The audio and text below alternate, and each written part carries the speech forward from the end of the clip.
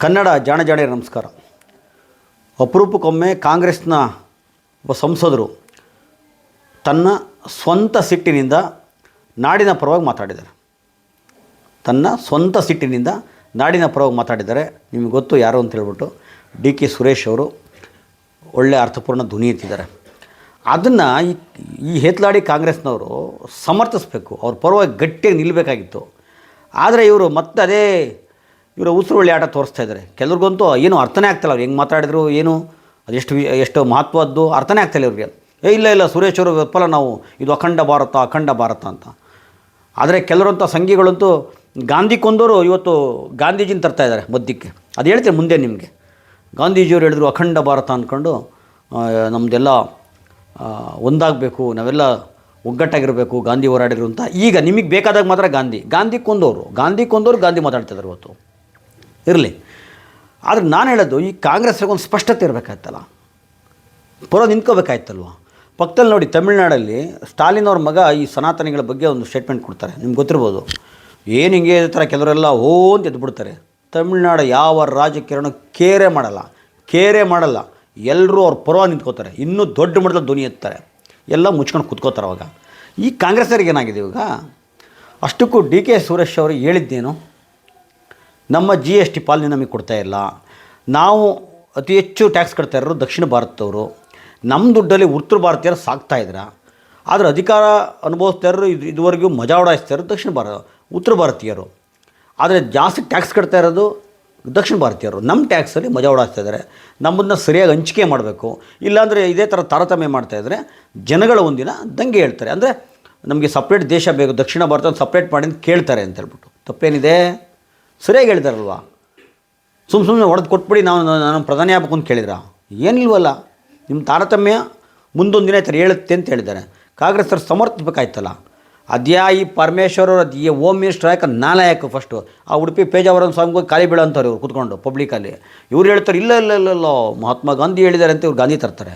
ಆ ಸಂಘಿಗಳು ಗಾಂಧಿ ತರ್ತಾ ಇದ್ದಾರೆ. ನಿಮ್ಗೆ ಒಂದು ನೆನಪಿರಲಿ, ಮೊದಲನೇದಾಗಿ ಇದು ಒಂದು ದೇಶ ಅಲ್ಲ, ಇದು ಒಕ್ಕೂಟ ದೇಶ. ಹಲವು ರಾಜ್ಯಗಳ ಒಕ್ಕೂಟದಿಂದ ಒಂದು ದೇಶ ಆಗಿರೋದು. ಈಗ ನಾವು ಒಂದೊಂದು ರಾಜ್ಯಕ್ಕೆ ಅವ್ರದ್ದೇ ಒಂದು ನುಡಿಗಳಿದೆ, ಅವ್ರದ್ದೇ ಒಂದು ಆಚಾರಗಳಿದೆ, ಕಲ್ಚರ್ ಇದೆ. ಎಲ್ಲರೂ ಸೇರಿ ಇದ್ದೀವಿ ನಾವು ಇವತ್ತೆಲ್ಲ. ಇದಕ್ಕೆ ಎಲ್ಲರೂ ಸಮಾನ ಗೌರವ ಕೊಡಬೇಕು. ಮತ್ತು ನಿಮ್ಗೆ ಇಲ್ಲೇ ಒಂದು ಸ್ಪಷ್ಟಪಡಿಸ್ಬಿಡ್ತೀನಿ. ರಾಷ್ಟ್ರಪಿತ ಮಹಾತ್ಮ ಗಾಂಧೀಜಿಯವ್ರನ್ನ ತರ್ತಾರೆ ಇವರು. ಗಾಂಧೀಜಿಯವರು ಎಲ್ಲರೂ ಒಗ್ಗಟ್ಟಾಗಿರಬೇಕು ಅಂದರು, ಎಲ್ಲರನ್ನೂ ಒಂದು ಮಾಡ್ತಾಯಿದ್ರು, ಹಂಗೆ ಅಂತ. ನಿಮ್ಗೊಂದು ನೆನಪಿರಲಿ, ಗಾಂಧೀಜಿಯವರು ಹರಿಜನ ಉದ್ಧಾರಕ್ಕೋಸ್ಕರ ನಿಧಿ ಕಲೆಕ್ಷನ್ ಮಾಡ್ತಾರೆ, ದುಡ್ಡನ್ನು ಕಲೆಕ್ಷನ್ ಮಾಡ್ತಾಯಿರ್ತಾರೆ. ಇಡೀ ದುಡ್ಡು ಮತ್ತು ಚಿನ್ನವನ್ನು ಹರಿಜನರ ಕಲ್ಯಾಣಕ್ಕೋಸ್ಕರ ದೇಶಾದ್ಯಂತ ಸಂಚಾರ ಮಾಡಿ ಗಾಂಧೀಜಿಯವರು ಎಲ್ಲ ಕಡೆ ಕಲೆಕ್ಟ್ ಮಾಡ್ತಾಯಿರ್ತಾರೆ. ಸುಮಾರು ಆಗಿನ ಕಾಲಕ್ಕೆ 2 ಕೋಟಿ ರೂಪಾಯಿ ಕಲೆಕ್ಷನ್ ಆಗುತ್ತೆ. 2 ಕೋಟಿ ರೂಪಾಯಿ ಕಲೆಕ್ಷನ್ ಆಗುತ್ತೆ. ಲೆಕ್ಕ ಹಾಕೊಳ್ಳಿ, ಇವತ್ತು ಲೆಕ್ಕ ಹಾಕೋದು ಎಷ್ಟು ದೊಡ್ಡ ಮೊತ್ತ ಅಂತ ಹೇಳ್ಬಿಟ್ಟು. ಆದರೆ ಗಾಂಧೀಜಿ ಏನು ಮಾಡ್ತಾರೆ ಗೊತ್ತಾ ನಿಮಗೆ? ಎಲ್ಲಿ ಕಲೆಕ್ಷನ್ ಮಾಡ್ತಾಯಿದ್ರು ಅಲ್ಲಿಗೆ 80% ಆಯಾ ಭಾಗಕ್ಕೆ ಕೊಡ್ತಾಯಿದ್ರು. ಉದಾಹರಣೆ, ಕರ್ನಾಟಕದಲ್ಲಿ ಏನು ಕಲೆಕ್ಷನ್ ಆಗುತ್ತೆ ಅದನ್ನು 80 ಭಾಗ ಕರ್ನಾಟಕಕ್ಕೆ ಕೊಡ್ತಾಯಿದ್ರು. ಅಂದರೆ ಹರಿಜನ ಉದ್ಧಾರಕ್ಕೋಸ್ಕರ ಅವರ ಶಿಕ್ಷಣ ಇರ್ಬೋದು, ಅವರ ಕ್ಷೇಮಾಭಿವೃದ್ಧಿ ಇರ್ಬೋದು, ಒಟ್ಟಾರೆ ಅವರ ಏಳಿಗೆಗೆ ಏನೇನು ಕೆಲಸ ಮಾಡಬೇಕು ಅದಕ್ಕೋಸ್ಕರ ಇಲ್ಲಿ ಕಲೆಕ್ಷನ್ ಆಗಿ 80 ಭಾಗವನ್ನು ಅವ್ರಿಗೆ ಕೊಡ್ತಾಯಿದ್ರು. ಸರಿನಾ? ಇನ್ನು 20 ಭಾಗ ಮಾತ್ರ ಅವರು ಕೇಂದ್ರದಲ್ಲಿ ಬಳಸ್ಕೊತಾಯಿದ್ರು. ಅಂದರೆ ಅದು ಇವರು ಉಲ್ಟಾ. ಇವಾಗ 100% ತಗೊಂಬಿಟ್ಟು 20 ನಮಗೆ ಕೊಟ್ಟು 80 ಭಾಗ ಉತ್ತರ ಭಾರತೀಯರಿಗೆ ಸಾಕ್ತಾ ಇರ್ಬೋದು. ಇದು ಯಾವ ಗ್ರಾಚಾರ? ಗಾಂಧೀಜಿ ಒಪ್ತಿದ್ರು ಹಂಗಾರೆ. ಇವಾಗ ಗಾಂಧೀಜಿನೂ ಅದನ್ನೇ ಹೇಳ್ತಾಯಿದ್ರು. ಇವಾಗ ಈ ಥರ ತಾರತಮ್ಯ ಮಾಡಿದಾಗ ಗಾಂಧೀಜಿ ಮುಲಾಜಿಲ್ಲ ನಿಂತ್ಕೋತಿದ್ರು. ಕೊಡಿ ಫಸ್ಟ್ ಅಂತ ಹೇಳ್ತಾಯಿದ್ರು. ಗಾಂಧೀಜಿ ತರಕ್ಕೆ ಹೋಗ್ಬಿಡಿ, ಗಾಂಧೀಜಿ ಇದನ್ನು ತಿಳ್ಕೊಳ್ಳಿ ಫಸ್ಟು. ಅದಕ್ಕೆ ಗಾಂಧಿನ ಸ್ವಲ್ಪ ಓದ್ಕೋಬೇಕು ಅಂತ ಹೇಳೋದು. ಎಲ್ಲಿ ಕಲೆಕ್ಷನ್ ಮಾಡಿದ್ರಲ್ಲಿ 80 ಭಾಗ ಅವ್ರಿಗೆ ಕೊಡ್ತಾಯಿದ್ರು. ನೀವೇನು ಮಾಡ್ತಾಯಿದ್ರು ಹಂಗಾರೆ ಇವತ್ತು? ಈ ಧ್ವನಿ ಇದ್ರದ್ದು ಯಾಕೆ ಇವತ್ತು? ನಮ್ಮ GST ಪಾಲ್ ಯಾಕೆ ಕೊಡ್ತಾಯಿರಲ್ಲ? ಸಮೃದ್ಧವಾಗಿರುವ ನಮ್ಮ ದಕ್ಷಿಣ ಭಾರತದ ಬ್ಯಾಂಕ್ಗಳನ್ನ ದಿವಾಳಿ ಎದ್ದರೂ ನಾರ್ತ್ ಇಂಡಿಯನ್ ಉತ್ತರ ಭಾರತೀಯ ಬ್ಯಾಂಕ್ಗಳಿಗೆ ಮರ್ಜ್ ಮಾಡ್ತೀರಾ? ಯಾರು ಹೆಸರಿಡ್ಬೇಕು ಹಂಗಾರೆ? ಈಗ ಲಾಭದಲ್ಲಿ ನಡೀತಾ ಇರ್ತಕ್ಕಂಥ ಬ್ಯಾಂಕ್ನ ಹೆಸರಿಡಬೇಕು, ದಿವಾಳಿ ಎದ್ದರೆ ಬ್ಯಾಂಕ್ ಹೆಸರಿಡಬೇಕು ಅಲ್ವಾ? ಅದು ನುಂಗಿ ಆಗ್ತಾಯಿದ್ರಾ? ಮತ್ತು ನಮ್ಮ ಉದ್ಯಮಗಳನ್ನ ಹಾಳು ಮಾಡ್ತಾರೆ. ಉದಾಹರಣೆ, ಈ ಕಾಫಿ ಡೇ ಅಂತ ಸಿದ್ಧಾರ್ಥ ಅವ್ರನ್ನ ಇಂಡೈರೆಕ್ಟಾಗಿ ಸಾಯಿಸಿದ ಇವರೇನೆ ಬಿಡ್ತಾ ಇಲ್ಲ ಬೆಳೆಯೋಕ್ಕೆ. ಮತ್ತು ಸ್ವತಂತ್ರ ಬಂದು ಇಷ್ಟು ವರ್ಷದಲ್ಲಿ ನಮ್ಮ ದಕ್ಷಿಣ ಭಾರತೀಯರು ಎಷ್ಟು ಜನ ಪ್ರಧಾನಿ ಆಗಿದ್ದಾರೆ ಹೇಳ್ರಿ? ಜಾಸ್ತಿ ಮಾತಬೇಡ. ನರಸಿಂಹರಾವ್ 5 ವರ್ಷ ಆಗಿದ್ದರು, ದೇವೇಗೌಡರು 11 ತಿಂಗಳಾಗಿದ್ರು ಅಷ್ಟೇ. ಅತಿ ಹೆಚ್ಚು ನಾವು ಕೊಡ್ತಾ ಇರೋದು ನಿಮಗೆ. ನಮ್ಮ ದುಡ್ಡಲ್ಲಿ ಬದುಕ್ತಾ ಇರೋರು ನಾರ್ತ್ ಇಂಡಿಯನ್ಸು. ಆದರೆ ಅಧಿಕಾರ ಮಾಡ್ತಾರ್ರು ಯಾರು? ದಕ್ಷಿಣದವ್ರಿಗೆ ಯಾಕೆ ಆಗ್ತಾಯಿಲ್ಲ? ಮತ್ತು ಇದು ಕಣ್ಣಿಗೆ ಕಾಣಂಗಿಲ್ವ, ರಾಚಂಗಿಲ್ವಾ? ಮತ್ತು ಇವತ್ತು ಈ ದೇಶದಲ್ಲಿ, ಅದರಲ್ಲೂ ದಕ್ಷಿಣ ಭಾರತದಲ್ಲಿ ಈ ಕೋಮುವಾದ ಬೆಳೀತಾ ಇದ್ದರೆ ಇದಕ್ಕೆ ಕುಮ್ಮಕ್ಕೆ ಕೊಡ್ತಾ ಇರೋದೇ ಮಾರ್ವಾಡಿಗಳು. ನಿಮಗೆ ಸಣ್ಣ ಉದಾಹರಣೆ ಹೇಳ್ತೀನಿ. ಮಂಡ್ಯದಲ್ಲಿ ಮೊನ್ನೆ ಆಯ್ತಲ್ಲ, ಮಂಡ್ಯದಲ್ಲಿ ದುಡ್ಡು ಖರ್ಚು ಮಾಡೋದು ಯಾರು ಅಂದ್ಕೊಂಡ್ರಿ? ಈ ಮಾರ್ವಾಡಿಗಳು. ಆ ಮಾರ್ವಾಡಿಗಳನ್ನ ನೀವು ಹಳ್ಳಿಯಿಂದ ಇವತ್ತು ಬುಡ ಕೀಳಿಸಿಲ್ಲ ಅಂದರೆ, ಓಡಿಸಿಲ್ಲ ಅಂದರೆ ತುಂಬ ಕಷ್ಟ ಆಗುತ್ತೆ. ಇವರು ದೊಡ್ಡ ಮಟ್ಟದಲ್ಲಿ ಬಾವುಟಗಳೆಲ್ಲ ಹಂಚ್ಕೊಂಡು ಕೂತಿದ್ದರು ಮಂಡ್ಯದಲ್ಲಿ. ಮಂಡ್ಯ ಅಷ್ಟೇ ಅಲ್ಲ, ಇವತ್ತು ಪ್ರತಿಯೊಂದು ವಿಧಾನಸಭಾ ಕ್ಷೇತ್ರಗಳಿಗೂ ಸಹ ಈ ಉತ್ತರ ಭಾರತೀಯರನ್ನ ತೂರಿಸ್ತಾ ಇದ್ದಾರೆ. ಮಿನಿಮಮ್ 20 ಸಾವಿರ ವೋಟರ್ಸ್ ಆಗಿಬಿಟ್ರೆ ನಿರ್ಣಾಯಕ ಆಗಿಬಿಡ್ತಾರೆ ಅವರು. ಅವ್ರು ಎದುರಾಕೊಂಡು ನೀವೇನು ಮಾಡೋಕ್ಕಾಗಲ್ಲ. ಆ ಪರಿಸ್ಥಿತಿ ಬಂದಿದೆ ಆಲ್ರೆಡಿ. ಮಂಡ್ಯದಲ್ಲಿ ಸಿಟಿಲಿ ಇವತ್ತು ಮಾರ್ವಾಡಿಗಳಿದ್ದಾರೆ. ನಿಮ್ಗೆ ಗೊತ್ತಿದೆ ಅವ್ರು ಯಾರನ್ನು ಬೆಳೆಸ್ತಾರೆ ಅಂತ ಹೇಳ್ಬಿಟ್ಟು. ಮೊನ್ನೆ ಹಂಚಿದ್ರಲ್ಲ ಬಾವುಟ, ನಿಮ್ಗೆ ಗೊತ್ತಿರಬೇಕು. ಒಂದೇ ಥರ ಬಾವುಟ, ಹೌದಾ? ಇಡೀ ಕರ್ನಾಟಕಾದ್ಯಂತ ಎಲ್ಲೆಲ್ಲಿ ಹಂಚಿದ್ದಾರೆ ಎಲ್ಲದೂ ಸಹ ಒಂದೇ ರೀತಿ ಬಾವುಟ ಇತ್ತು. ಎಲ್ಲೂ ಸೀತೆ ಇಲ್ಲ. ಏನು ಹೊಡೆದಾಟಕ್ಕೆ ನಿಂತರು ರಾಮಂತ ಹನುಮಂತ, ಈ ಥರ ಒಂದು ರೀತಿ ಕೋಪೋದ್ರೇಕವಾದ ಚಿತ್ರಗಳು ಒಂದೇ ರೀತಿ, ಅಂದರೆ ಒಂದೇ ಕಡೆ ಬಂದಿದ್ದೆಲ್ಲ. ಇದಕ್ಕೆಲ್ಲ ದುಡ್ಡು ಹಾಕಿದ್ದೇ ಮಾರ್ವಾಡಿಗಳು. ದೊಡ್ಡ ಮಟ್ಟದ 50-60 ಕೋಟಿ ದುಡ್ಡು ಸುರಿದಿದ್ದೇ ಮಾರ್ವಾಡಿಗಳು. ಅದರಲ್ಲೂ ಬೆಂಗಳೂರಿಗೆ ಇವರು ಕುಮ್ಮಕ್ಕೆ ಕೊಡ್ತಾ ಇರೋದು. ಇವ್ರು ಹೇಳೋದು ತೀರ್ಥಂಕರನ ಹೆಸರು ಹೇಳ್ತಾರೆ. ಅಹಿಂಸೆಯ ಸಾರಿದಂಥ ಮಹಾನ್ ವ್ಯಕ್ತಿ ತೀರ್ಥಂಕರರು, ಮಹಾವೀರನ ಹೆಸರು ಹೇಳ್ತಾರೆ. ಮಾಡೋದು ನೋಡ್ರಿ, ಇಂದ ಹಳ್ಕಟ್ಟು ಕೆಲಸ ಮಾಡ್ತಾರೆ ಇವರು. ಆ ಧರ್ಮಕ್ಕೆ ಅವಮಾನ ಮಾಡ್ತಾಯಿದ್ದಾರೆ ಇವರು, ಅನ್ಯಾಯ ಮಾಡ್ತಾಯಿದ್ದಾರೆ ಇವರು ಇವತ್ತು. ಆದ್ದರಿಂದ ಎಲ್ಲ ಕಡೆ ವೋಟರ್ಸ್ ಆಗಿ ಪ್ರತಿ ಕ್ಷೇತ್ರದಲ್ಲಿ ನಿರ್ಣಾಯಕ ಆಗ್ತಾವ್ರೆ. ಇದು ಗಾಬರಿ ಉಡ್ಸೋಂಥದ್ದು. ನಮ್ಮ ಕನ್ನಡದವ್ರು ಮೊದಲು ಅರ್ಥ ಮಾಡ್ಕೋಬೇಕು. ಸಾಧ್ಯವಾದಷ್ಟು ಇವ್ರನ್ನ ಜಾಗ ಖಾಲಿ ಮಾಡಿಸ್ಬೇಕು, ಇಲ್ಲಾಂದ್ರೆ ತುಂಬ ಕಷ್ಟ ಆಗುತ್ತೆ. ಇವರು ಮಾಡಿರೋದು. ಮತ್ತು ಡಿ.ಕೆ. ಸುರೇಶ್ ಅವರು ಸರಿಯಾಗಿ ಹೇಳಿದ್ದಾರೆ, ಅದು ಕರೆಕ್ಟು ಹೌದು. ಇದೇ ಥರ ತಾರತಮ್ಯ ಮಾಡ್ತಾಯಿದ್ರೆ ನಿಮ್ಗೆ ಗೊತ್ತಿದೆ, ದಕ್ಷಿಣ ಭಾರತನೇ ನಮ್ಮ ಪಾಡಿ ನಮ್ಗೆ ಬಿಟ್ಬಿಟ್ರೆ ಇಲ್ಲಿ ಆರ್ಥಿಕವಾಗಿ ನೀವು ಯಾವುದು ಯುರೋಪ್ ಅಥವಾ ಅಮೇರಿಕಾಗಿಂತ ಯಾವುದ್ರಲ್ಲೂ ಕಮ್ಮಿ ಇಲ್ಲ. ಆ ಮಟ್ಟಕ್ಕೆ ಬೆಳೀತಾರೆ ಇವರು, ಅಷ್ಟು ಚೆನ್ನಾಗಿದೆ. ಆದರೆ ಈ ನಮ್ಮ ದುಡ್ಡು ತೊಗೊಂಡೋಗಿ ಉತ್ತರ ಭಾರತೀಯರಿಗೆ ತುಂಬಿಸಿ ನಮ್ಮನ್ನು ಇವರು ಬರೀ ಕಿತ್ಕೊಂಡು ಹೋಗ್ತಾವ್ರು ಅಷ್ಟೇ. ನಮಗೇನು ಕೊಡ್ತಾಯಿಲ್ಲ. ನಿಮ್ಗೆ ಗೊತ್ತಿದ್ದು ನೆರೆ ಬಂದಂಗೆ ಕೊಡಲಿಲ್ಲ, ಬರ ಬಂದಾಗ ಕೊಡಲಿಲ್ಲ, ನಮ್ಮ GST ಪಲ್ಲಿ ನಮಗೆ ಸರಿಯಾಗಿ ಕೊಡ್ತಾಯಿಲ್ಲ.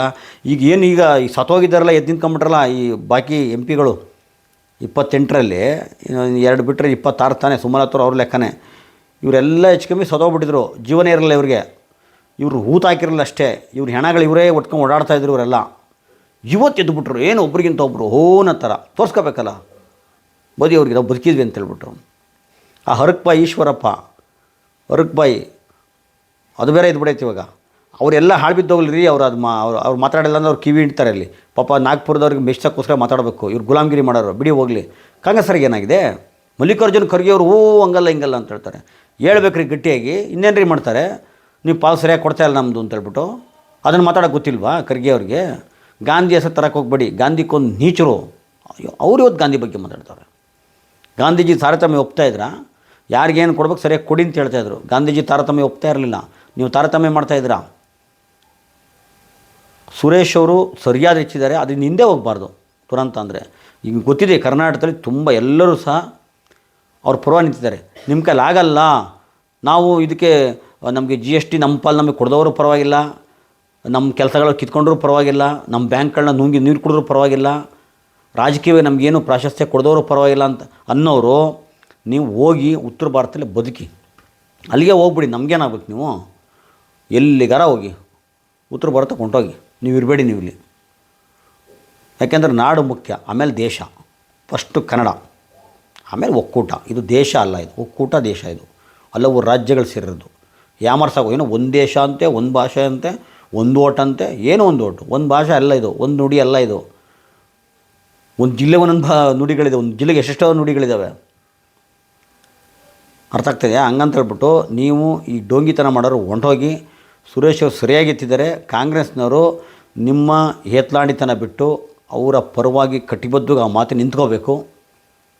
ಎಲ್ಲಿ ಓಟ್ ಹೋಗ್ಬಿಡುತ್ತು ಅಂತೇಳ್ಬಿಟ್ಟು.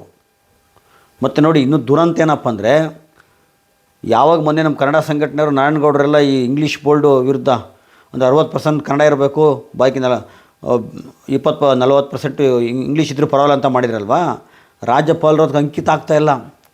ನಮ್ಮ ಸವಲತ್ತು ತಿನ್ಕೊಂಡು ನಮ್ಮ ದುಡ್ಡಲ್ಲಿ ಕೂತ್ಕೊಂಡು ರಾಜ್ಯಪಾಲರು ಇವತ್ತು ನಮ್ಮ ನುಡಿಗೆ ಅಂಕಿತ ಆಗ್ತಾರೆ. ಲೆಕ್ಕ ಎಷ್ಟು ದಿಮಾಕ್ ಇರಬೇಕು ಇವ್ರುಗಳಿಗೆಲ್ಲ. ಆದರೆ ನಾರಾಯಣಗೌಡರು ಯಾಕೆ ಮತ್ತೆ ಸೈಲೆಂಟ್ ಆದರೆ ಗೊತ್ತಿಲ್ಲ. ನನಗನ್ಸೋದು ನಾರಾಯಣಗೌಡರು ಎಲ್ಲೇ ಅದು ಮತ್ತೆ ಮುಂದೆ ಮಾತಾಡ್ತೀನಿ, ಇನ್ನೊಂದು ದಿವಸ ಮಾತಾಡ್ತೀನಿ. ನಾರಾಯಣಗೌಡದು ತುಂಬ ಇದೆ ನನ್ನ ಹತ್ರ, ತುಂಬ ಇದೆ. ಯಾರ್ಯಾರು ಕನ್ನಡಿಗರು ಅವ್ರು ಕುಂತಿದ್ದರು, ಎಷ್ಟು ಜನ ಕನ್ನಡಿಗರಲ್ಲಿ, ಅವ್ರ ಹತ್ರ ನಾರಾಯಣಗೌಡರ ಮೀಟಿಂಗ್ ಹೆಂಗಿತ್ತು ಅದು ಗೊತ್ತಿದೆ ನನಗೆ. ನಾನು ಮಾತಾಡ್ತೀನಿ ಅದನ್ನ, ಇದಕ್ಕೆ ಸೇರ್ಸೋದು ಬೇಡ. ರಾಜ್ಯಪಾಲರು ಸಹ ಅಂಕಿತ ಹಾಕಿಲ್ಲ, ಇದನ್ನ ದೊಡ್ಡ ಮಟ್ಟ ಮಾತಾಡಬೇಕು. ರಾಜ್ಯಪಾಲರಿಗೆ ಅವ್ರು ಕೊಡೋ ಈ ಸವಲತ್ತುಗಳು ಕೊಟ್ಟು ದೊಡ್ಡ ಬಂಗ್ಲೆ ಕೊಟ್ಟು ಕೂರಿಸಿದಾರಲ್ಲ, ಆಳು ಕಾಳು ಎಲ್ಲ ಕೊಟ್ಬಿಟ್ಟು ನಮ್ಮ ಕನ್ನಡಿಗರ ದುಡ್ಡೇ ಅದು, ಬೇರೆ ಯಾರ್ದು ನಾರ್ತ್ ಇಂಡಿಯನ್ ದುಡ್ಡಲ್ಲ ಅದು. ಹಂಗಾಗಿ ನಮ್ಮ ನಾಡಿನ ಹಿತಕ್ಕೆ ವಿರುದ್ಧವಾಗಿದ್ದರೆ ರಾಜ್ಯಪಾಲ ವಿರುದ್ಧ ಧ್ವನಿ ಎತ್ತಬೇಕಾಗುತ್ತೆ, ಮಾಡಲೇಬೇಕಾದ ಕೆಲಸನ. ಸುರೇಶ್ ಅವರೇ ಸರಿಯಾಗಿ ಹೇಳಿದ್ರ. ನೀವು ಈ ಸಂಘಿಗಳು ಗಾಂಧೀಜಿಯವ್ರನ್ನ ತರಕ್ಕೆ ಹೋಗ್ಬಿಡಿ. ನಾನು ಹೇಳಿದ್ನಲ್ಲ ಆವಾಗಲೇ, ಗಾಂಧೀಜಿ ಹರಿಜನ ಉದ್ಧಾರಕ್ಕೆ ಕಲೆಕ್ಷನ್ ಮಾಡಿದ್ರಲ್ಲಿ 80% ಆಯಾ ಪ್ರದೇಶಕ್ಕೆ ಹಂಚ್ತಾಯಿದ್ರು. ನೀವು ಇವತ್ತು 100ರಲ್ಲಿ 20% ಮಾತ್ರ ನಮಗೆ ಕೊಟ್ಟು 80 ನೀವು ಲೂಟಿ ಹೊಡಿತಾಯಿದ್ರ. ಅದು ಉತ್ತರ ಭಾರತೀಯರಿಗೆ ಕೊಡ್ತಾಯಿದ್ರ. ನಮ್ಮ ಬ್ಯಾಂಕ್ಗಳೆಲ್ಲ ನುಂಗಿ ನೀರು ಕುಡಿದ್ಬಿಟ್ರಿ. ನಮ್ಮ ಕೆಲಸಗಳಿಲ್ಲ, ನಮ್ಮ ವ್ಯಾಪಾರಗಳನ್ನ ಕಿತ್ಕೊಂಡಿದ್ರು ನೀವು. ಎಲ್ಲ ಉತ್ತರ ಭಾರತೀಯರೇ ಬಂದಿಲ್ಲಿ ದೊಡ್ಡ ದೊಡ್ಡವರೆಲ್ಲ ವ್ಯಾಪಾರ ಮಾಡ್ತಾಯಿರೋರು ಅಂತ ಹೇಳ್ತಾ, ನಾವು ಸುರೇಶರ ಪರವಾಗಿ ಈ ವಿಚಾರದಲ್ಲಿ ನಿಂತ್ಕೋಬೇಕು. ಅಪರೂಪಕ್ಕೊಮ್ಮೆ ಕಾಂಗ್ರೆಸ್ನವರು ಸ್ವಂತ ಸಿಟ್ಟಿನಿಂದ ನಾಡಿನ ಪರವಾಗಿ ಮಾತಾಡಿದ್ದಾರೆ. ಹಂಗಾಗಿ ಸುರೇಶ್ ಅವ್ರ ಪರವಾಗಿ ನಾವೆಲ್ಲ ಧ್ವನಿ ಎತ್ತಬೇಕು ಅಂತ ಹೇಳ್ತೀನಿ. ಮತ್ತು ಮಂಡ್ಯದಲ್ಲಿ ಈ ಉರಿಯ ಬೆಂಕಿ ತುಪ್ಪ ಸುರಿದವರೇ ಈ ಮಾರ್ವಾಡಿಗಳು, ನೆನಪಿರಲಿ ನಿಮಗೆ. ನಮಸ್ಕಾರ.